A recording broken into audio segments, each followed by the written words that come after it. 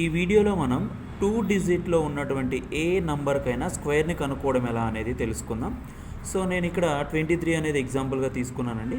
So first of all unit ప్లేస్లో ఉన్నటువంటి 3 × 3ని multiply చేసి ఇక్కడ రాసుకుంటాను. తర్వాత 2 డిజిట్ నంబర్ కాబట్టి ఇక్కడ ఉన్నటువంటి 2 డిజిట్ని వీటిని మల్టిప్లై చేసుకుంటాను. 2 × 3 6, ఇక్కడ 2 × 3 6, 6 + 6 12.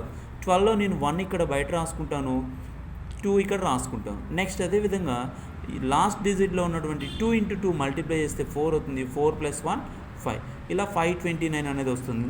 ఇది నాట్ ఓన్లీ 3కేనండి, ఎనీ నెంబర్ కనుక్కోవడానికి ఛాన్స్ ఉంటుంది. ఫర్ సపోజ్ నేను ఇప్పుడు 54 × 54 అనేది తీసుకుంటాను. 54 × 54 తీసుకున్నట్లయితే యూనిట్ ప్లేస్లో ఉన్నటువంటి 4 × 4ని మల్టిప్లై చేస్తే 16 వస్తుంది. 16లో 1 బయట 6 ఇక్కడ రాస్తాను.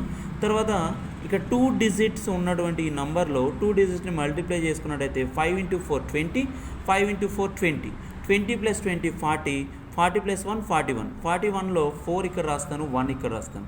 నెక్స్ట్ లాస్ట్ డిజిట్స్ అయినటువంటి 5 × 5ని మల్టిప్లై చేస్తాను, 25 వస్తుంది. 25 + 4 29.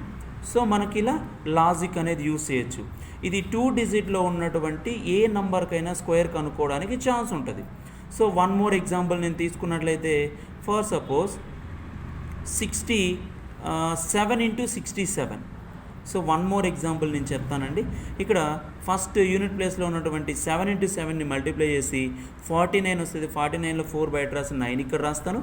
తర్వాత 6 × 7, 6 × 7. సో ఇక్కడ 6 × 7 42, ఇక్కడ 6 × 7 42, 42 + 42 84, 84 + 4 88 అవుతుంది. ఒక 8ని ఇక్కడ రాస్తాను, యూనిట్ ప్లేస్లో ఉన్నది, టెన్స్ ప్లేస్లో ఉన్నది అలానే పెడతాను.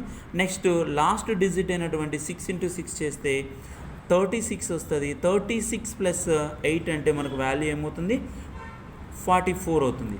సో మనం ఇలా నంబర్ పెరిగే కొద్దీ కొంచెం టైం తీసుకుంటుంది, బట్ స్మాలెస్ట్ నంబర్స్కి మనం ఈజీగా స్క్వేర్ కనుక్కోవడానికి ఇది ఒక సింపుల్ ట్రిక్ అనేది మనం యూజ్